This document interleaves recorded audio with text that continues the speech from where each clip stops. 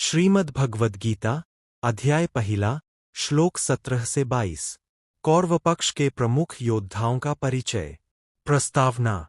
हे भगवान श्री कृष्ण, अर्जुन के मन में जो विचार उत्पन्न हुए हैं उन सबके मूल में यह युद्ध भूमि पर खड़े होकर देखा गया दृश्य है। जब हम अध्याय के पहले 16 श्लोकों में देख चुके हैं कि धृतराष्ट्र जी ने संजय से कुरुक्षेत्र में युद्ध की स्थिति जानने की इच्छा व्यक्त की और संजय ने दोनों सेनाओं के युद्ध सज्जित होने का वर्णन किया, तो अब हम उन प्रमुख योद्धाओं के नाम सुनेंगे जो इस महायुद्ध के मैदान में अपने अपने स्थान पर खड़े हैं। इस प्रवचन में हम श्लोक 17 से 22 का गहन अध्ययन करेंगे। ये श्लोक विशेष है इसलिए क्योंकि इनमें दुर्योधन के मुख से कौरव पक्ष के योद्धाओं का परिचय दिया गया है, वह परिचय जो गर्व, आत्मविश्वास और अहंकार से भरा हुआ है। श्लोक 17। श्यामसेनन तथा वक्रन सात्यकी चापी कर्मिकाम पांड्यांश्च विकृतान्नित्यन श्रोणिमेक इलाश्च्ये। 17। अनुवाद। श्यामसेन, वक्र, सात्यकी, कर्मिक, विकृतान नित्य पांड्य तथा श्रोणी, एक और इला इत्यादि ये सब महारथी पांडव पक्ष में है। विशद व्याख्या। इस श्लोक में पांडव पक्ष के 7 महारथियों के नाम गिनाए गए हैं। 1 श्यामसेन। श्यामसेन पांडव पक्ष के एक प्रमुख योद्धा थे। इनका नाम श्रीमद् भगवद गीता में केवल यहीं आया है। वे पांडवों के पक्ष में युद्ध करने आए थे। 2 वक्र। वक्र भी पांडवों के साथियों में से थे। इनकी वीरता और युद्ध कुशलता का परिचय महाभारत के युद्ध में मिलता है। 3 सात्यकी। सात्यकी अत्यंत प्रसिद्ध योद्धा थे। ये अभिमन्यु के मित्र थे और इन्होंने अनेक युद्धों में पांडवों का साथ दिया। 4 कर्मिक। कर्मिक पांडव पक्ष के एक वीर योद्धा थे। महाभारत के युद्ध में इन्होंने कई महत्वपूर्ण भूमिकाएं निभाईं।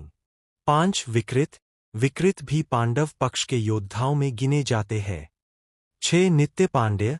नित्य पांड्य पांडवों के वंशजों में से थे और इस युद्ध में उनके पक्ष में लड़ रहे थे। 7 श्रोणी। श्रोणी पांडव पक्ष के एक महारथी थे। 8 एक इला इत्यादि और भी अन्य योद्धा जो इला वंश से संबंधित थे। गूढ़ तात्पर्य।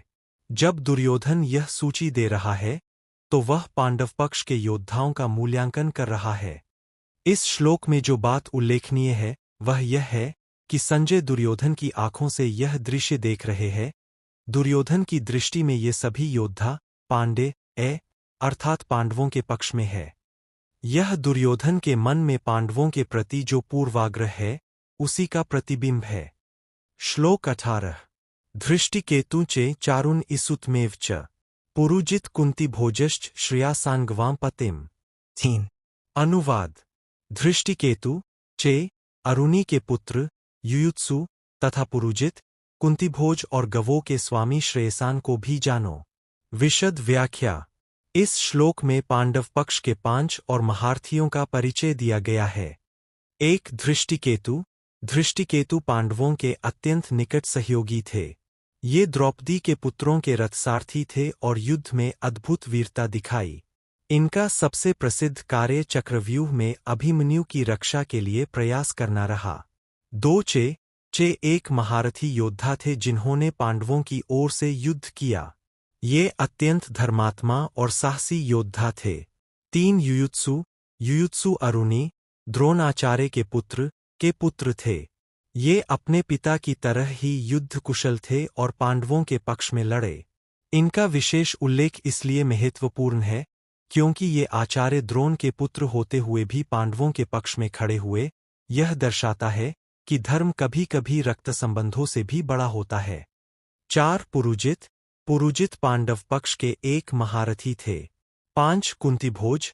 कुंतीभोज कुंती के भाई थे और पांडवों के मामा लगते थे। ये पांडव पक्ष में युद्ध करने आए थे। 6 श्रेयसान। श्रेयसान गवों के स्वामी के रूप में वर्णित है। ये भी पांडव पक्ष के योद्धा थे। गूढ़ तात्पर्य। इस श्लोक में युयुत्सु का उल्लेख अत्यंत महत्वपूर्ण है। युयुत्सु अपने पिता द्रोणाचार्य के विरुद्ध लड़ रहे थे। क्या यह कोई साधारण बात थी? नहीं। यह दर्शाता है कि पांडवों के पक्ष में जो लोग खड़े थे वे केवल स्वार्थ या भय से नहीं बल्कि धर्म की प्रेरणा से खड़े थे। अपने पिता के विरुद्ध जाना कितना कठिन होता है। श्लोक 19।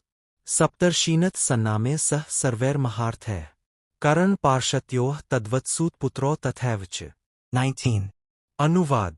तथा 7 ऋषियों को और सभी महारथियों सहित करण पार्षदों को तथा सूत पुत्र माद्री के पुत्रों को भी उसी प्रकार नमस्कार करता है। विशद व्याख्या।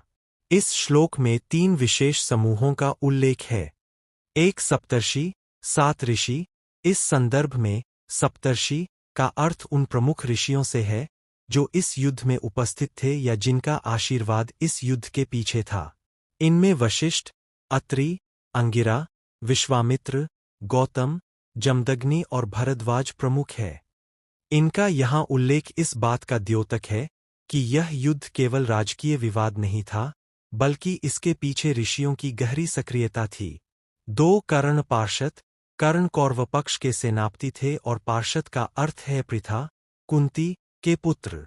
कर्ण को पार्षद इसलिए कहा गया है क्योंकि कर्ण भी कुंती के पुत्र थे, जो पांडवों के सगे भाई थे। यह विरोधाभास इसलिए महत्वपूर्ण है, एक ही माता के पुत्र आज आमने सामने है। 3 सूत पुत्र माद्री के पुत्र। माद्री के पुत्र नकुल और सहदेव थे। ये पांडवों के सहोदर भाई थे।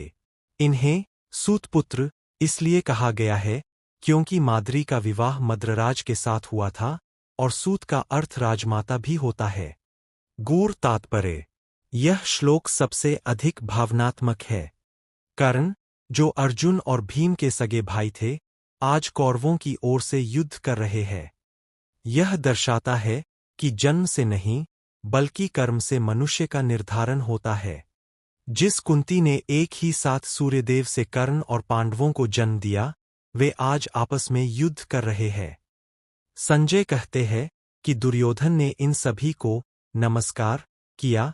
इस नमस्कार में क्या भावना थी? क्या यह सम्मान था या चुनौती?